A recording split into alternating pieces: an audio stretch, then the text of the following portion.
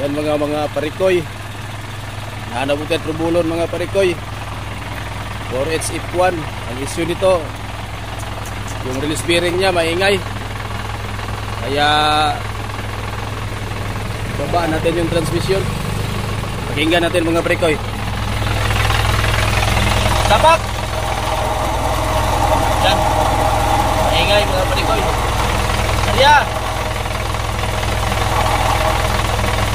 yan, ibababa natin yung transmission mga parikoy. Okay. At ayan, ibaba na po natin yung transmission. Ipakita ko sa inyo kung anong nangyari. Ito, yung release bearing niya wala na. Oh, umungot na, hindi na tumutuyok. Yan oh. Kaya pag hinapakan mong clutch doon sa taas, maingay na to kasi damage na ito. Saka itong ano, pressure plate, you know, hindi lang makikita, madilim.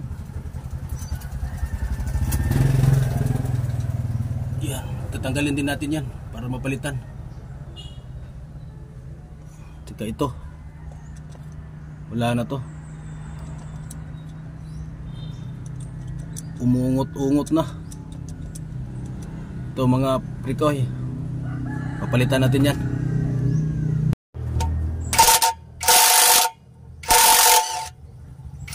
Ayan, tinanggal na mga parikoy yung clutch cover kasi papalitan din yan. Na-damage rin. Ayan.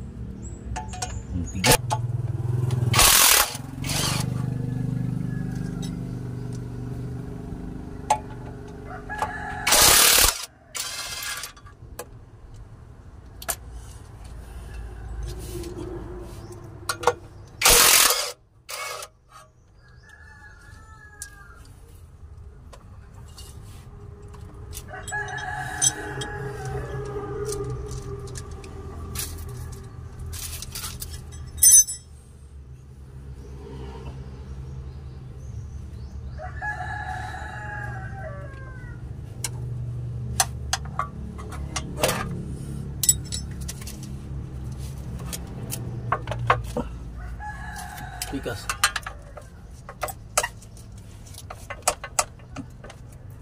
Balik sa spurma.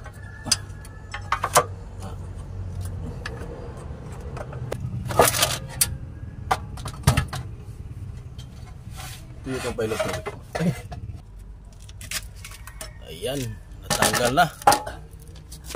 Titingnan natin.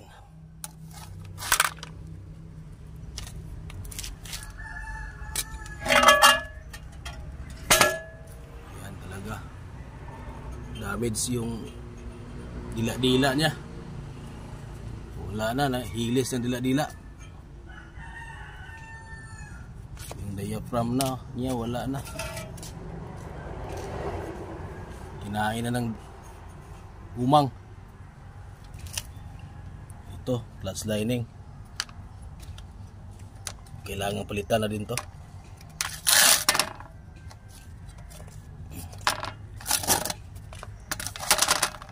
Saka ito release bearing. Okay. Ayan, dumating na yung mga parikoy, yung spare parts, bagong clutch lining, saka bagong release bearing. Pero saka yung pressure plate ibabalik lang natin, pwede pa naman to kahit mga ilang taon o kaya 10 taon.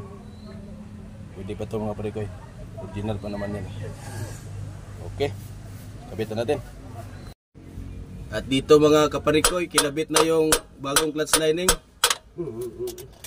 Tinuduk-duk-duk-duk pa itong kugtong na to. Patawam, tiwa noon mag. Yan, hinigpitan na mga parikoy. Hindi ko gusto no eh. Kailangan natin ito ng guide mga parikoy kasi pag walang guide, mahirapan tayong ipasok yung transmission. Secure. Kaya lagyan natin yung guide. Pwede naman to mga parikoy kung walang guide, silip-silipin yun lang to kung marunong kayong sumilip. Kung dati sanay kayong manilip, pwede naman tong silipin. Kapain mo lang. Pwede rin kapain kung marunong kayong kumapa. Pero mas maganda yung mayroong guide para mas Para mabilis. Yun. Para mabilis natin guys. Okay. Shout out ko kay sa kong pinalangga. Bansiwa. Shout out daw ni Picto yung pinalangga niya si Bateng. Kalata. Nandito si Picto sa ilalim. Ayan, higpitan lang muna natin itong mga parikoy. Huwag kitang 20 mo, be? Ayan mga parikoy, nagkabit na natin yung release bearing. Ilis bearing pala, ilis bearing. At ready to salpak na to. Ito parikoy oh. Atin na itong ikakabit. Okay. Ayan mga kaparikoy. Tapos na nating may kabit yung buong transmission. Ayan oh. Shout out pala ni Picto ni Bansiwa. Oh, ising-isi oh. Ito na lang handbrake mga parikoy. Parikoy. Palikoy na, palikoy na. Kakabit lang natin to, hindi pa tapos. Walang maghawak ng kamera. Ito Picto, hawakan mo. Oh. Para matapos na to. Kamot yung kula mo yung agi na. Tapusin lang to mga parikoy. Para magkapamista na. Pizza 3 ngayon. Pizza 3 ngayon. Pista. Oh. Yun. Tumama rin. Dapat maghawak ng flashlight.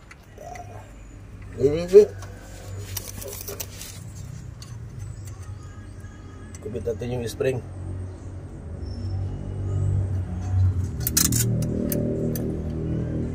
Tigas. Yan. Tas. Naano rin. Ano rin. Tapos ito parikoy. Dito washer ha. Pero washer. Tawag to anchor. Ang kurahe. Kita ba Bek? Kita. Tapos spring. Ayaw makita. Dilim-dilim. Tapos liligwatin. Binisaya na ito mga parikoy ha. Itong gawa natin binisaya. Sak sinagol eh. Saksak sinagol. Ito yung isa.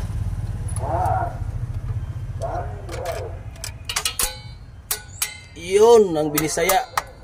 Dukdukin. Paluin. Yan, double check, double check.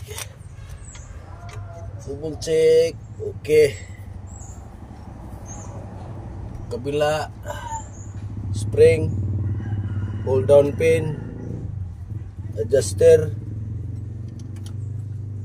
Anchor. Bearing. Spring. Okay. Ayos. Tapos brake drum. Drum brake.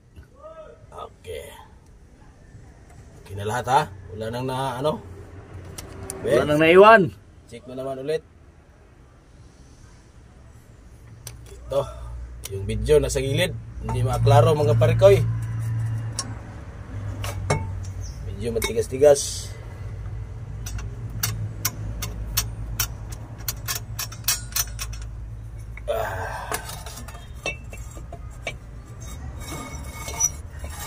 Ikutin lang. Yun. Sa wakas. Masuk. Pumasok na. Yan mga pre. Tapos na lahat.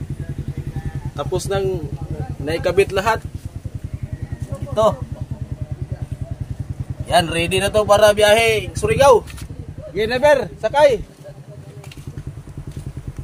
Ito yung driver mga pare ko yo. Biyahe ko no siya kung Surigao kay. Kabiyahe o na kaya siya.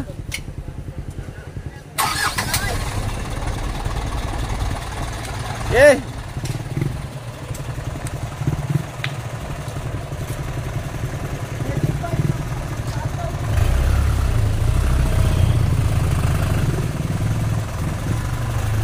Yan, si Bansiwa. Pre, okay na. Kaalis na rin.